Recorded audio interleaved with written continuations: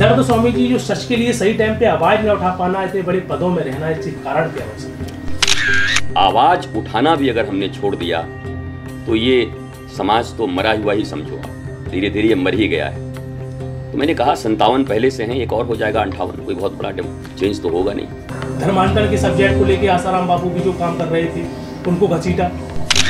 देखिए, आज आपने ये बताया तो यहाँ भी जो लोग बैठे और मैं भी बैठा हूँ, जब आरटीआई में आप डालेंगे और पता करेंगे कि कितने संतों के ऊपर ये मुकदमे हैं और कितने पादरियों के ऊपर हैं और कितने मौलानाओं के ऊपर हैं, तो निश्चित तौर पर अल्पसंख्यक होते हुए भी बहुसंख्यक संख्या उनकी निकल जाएगी।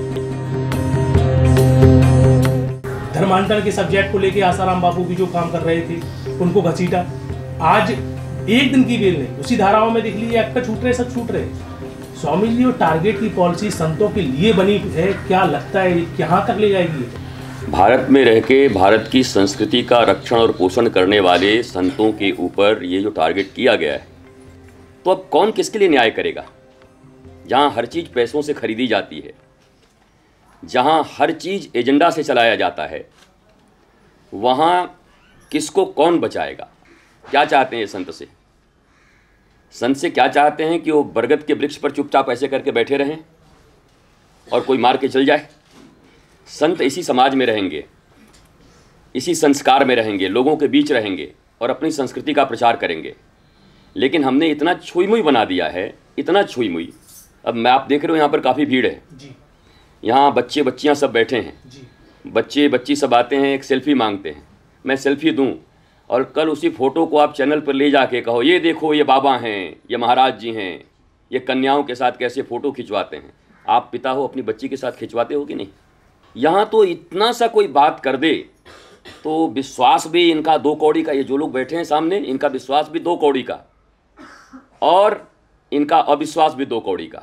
ये कब जय जय करेंगे, कब छय छय करेंगे, इनकी कोई सत्ता नहीं है, क्योंकि ये कॉन्वेंट संस्कृति के लोग हैं। जी, ये कॉन्वेंट वाले स्वामी जी एक चीज़ को भी अगर मान लें, चलिए संविधान सबके लिए बराबर है, तो यहाँ मौलाना पादरी जो उपदेश दे रहे हैं, बड़ी बड़ी देशों को संरक्षण दे रहे हैं, आज भारत में जो 50% पादरी हैं सब बेल लेके घूम रहे हैं, किसी के ऊपर यौन शोषण के आरोप लगे हुए हैं, आज कोई भी पादरी जेल में नहीं बंद है।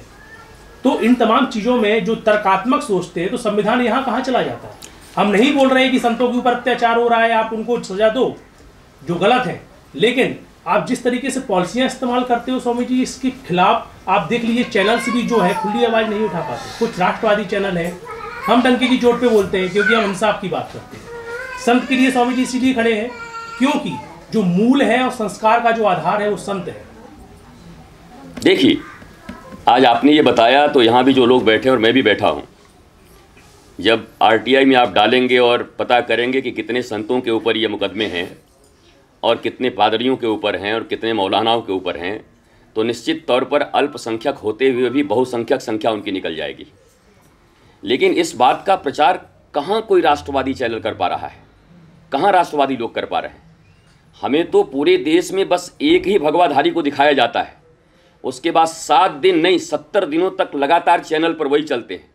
इसी बीच में हजारों लोग क्या क्या कर जाते हैं, कुछ खबर नहीं होता, छोटी भी न्यूज़ नहीं बनती। ये बात जैसे आज आप खड़े हो राष्ट्रवाद को लेकर, राष्ट्रवादी चैनल के रूप में मैं बोल रहा हूँ, धीरे धीरे जागरण आ रहा है, लोग समझ रहे हैं और जागरण ही सबसे बड़ा उपाय है। ये एक एजेंडा है, ये सबको समझना पड़ेगा। इस एजेंडा के तहत भारतीय सनातन संस्कृति को बदनाम करना, जो उनके मठाधीश हैं, पुरोहित हैं, पुजारी हैं, उनको एक एक करके बदनाम करते करते करते समाज में उनको कोई देखने वाला जब नहीं होगा, तो फिर वही स्थिति उत्पन्न होगी कि किसी भी राष्ट्र को अगर मिटाना है तो उसकी संस्कृति को, उसके किताबों को, उसके धर्मों को, धर्मशास्त्रों को मिटा दो, उसके बाद आपको कोई प्रयत्न नहीं करना होगा। और भारत उस दिशा में जा रहा है। बहुत जल्द ही लोगों को जगने की ज़रूरत है अगर चाहते हैं कि भारत एक सनातन संस्कृति का राष्ट्र बना रहे। स्वामी जी, मेरा अंतिम सवाल है, आपकी वाणी को लोग काफ़ी लोग मेरे से बोलते हैं कि आपसे सवाल करें क्योंकि आपकी वाणी ओजस्वी है, युवा लोगों तक जाती है। आज हम देखते हैं काफ़ी लोग मेरे से सवाल करते हैं कि देखिए सारी व्यवस्थाएँ हैं, मंडलेश्वर हैं, कथाकार हैं, अच्छे अच्छे पदों में बैठे हुए संत हैं, सच देखते हैं, असत्य को भी देखते हैं, लेकिन आवाज़ खुली नहीं उठा पाते। कई लोग मेरे से बोलते हैं कि भाई जो पदों में हैं वो भी तो आजकल संत हैं, फिर भी ऐसा कैसे होता है? खुलेआम धर्मांतरण होता है, कहीं संतों को काट दिया जाता है, कहीं संत को मार दिया जाता है, कहीं पर किसी की संपदा छीनी जा रही है, संपत्ति छीनी जा रही है, कईयों को जेल में भेजा जा रहा है। ये दर्द स्वामी जी, जो सच के लिए सही टाइम पे आवाज़ न उठा पाना, इतने बड़े पदों में रहना, इसके कारण क्या हो सकते हैं? संत भी इसी समाज से आए हैं, उनके माता पिता भी हमारे आपके माता पिता की तरह ही हैं, वो भी उन्हीं स्कूलों में पढ़ के आए हैं। और अब उन्होंने, जिसे आप संत कह रहे हैं, अगर वो संत नहीं हैं और प्रोफेशन चुना है इसे, तो वो अपने प्रोफेशन को बचाएंगे कि संस्कृति बचाएंगे? वो अपने प्रोफेशन के प्रति ईमानदार हैं, और जो ईमानदार हैं, संत हैं, वो अपने संतत्व के प्रति, राष्ट्र धर्म के प्रति और सनातन संस्कृति के प्रति ईमानदार हैं। चाहे उनको मार दो, काट दो, जेल में डाल दो, पर वो आवाज़ उठाएंगे, उठाते रहेंगे। और ये सदा से रहा है। आज़ादी की लड़ाई में भी ऐसे ही रहा है। कुछ लोग आराम करते थे, कुछ लोग क्षमा मांगते थे, कुछ लोग भाग जाते थे, कुछ लोग फांसी पे झूल जाते थे। तो ये चलता रहेगा, ये आगे भी चलता रहेगा। मुझे ऐसा लगता है कि निर्भीक होकर अपनी संस्कृति के लिए आवाज़ उठाना भी अगर हमने छोड़ दिया, तो ये समाज तो मरा हुआ ही समझो आप, धीरे धीरे ये मर ही गया है। तो मैंने कहा 57 पहले से हैं, एक और हो जाएगा 58, कोई बहुत बड़ा चेंज तो होगा नहीं। मुझे लगता है कि राष्ट्रवादी लोग जगेंगे और भारत की रक्षा होगी।